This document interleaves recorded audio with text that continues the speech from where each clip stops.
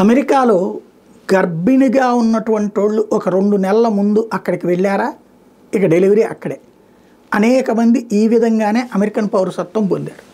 ఇది ఒక పెద్ద ఇష్యూ అయిపోయింది. కొన్ని సంస్థలు ప్రత్యేకించి ఇదే మీ బిడ్డల్ని అమెరికా పౌరులు చేయాలనుకుంటున్నారా, తద్వారా యూరప్లో ఎక్కడైనా దర్జాగా తిరగాలనుకుంటున్నారా, యూరప్ మొత్తానికి మీకు అవకాశం లభించాలంటే అమెరికాలో బిడ్డను కానండి, దానికి ప్యాకేజీ, అక్కడికి వీసా ఇప్పిస్తారు. ఇది టూరిస్ట్ వీసా. కరెక్ట్గా 2 నెలల ముందు అక్కడికి వెళ్ళేటట్టు ఏర్పాటు చేస్తారు.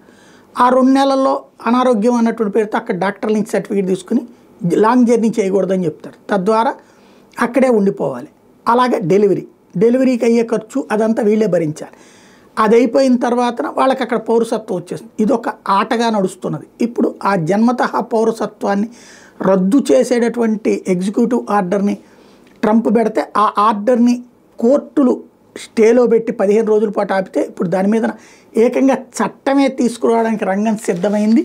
జన్మతః పౌరసత్వానికి సంబంధించి తాజాగా సెనెట్లో అధికార రిపబ్లికన్ పార్టీ సభ్యులు గురువారం బిల్లు ప్రవేశపెట్టారు. పుట్టే పిల్లలకి ఎట్లాగో పౌరసత్వం వస్తుందన్న ఏకైక కారణంతోనే అక్రమ వలసలు విపరీతంగా పెరుగుతున్నాయి. ఇది జాతీయ భద్రతను బలహీనపరుస్తోంది. ఈ బిల్లును ప్రవేశపెట్టిన రిపబ్లికన్ సభ్యులు Lindsay Graham, Ted Cruz, Katy బ్రిట్లు సెనెట్లో ఈ విషయాల్ని తేల్చి చెప్పారు. ఇన్నాళ్ళు జన్మతః పౌరసత్వాన్ని ప్రసాదించిన ప్రపంచంలో 33 దేశాలు, అమెరికా కూడా ఒకటిగా కొనసాగింది. ఈ విధానం చివరికి పుట్టుకల పర్యాటకంలా తయారైంది.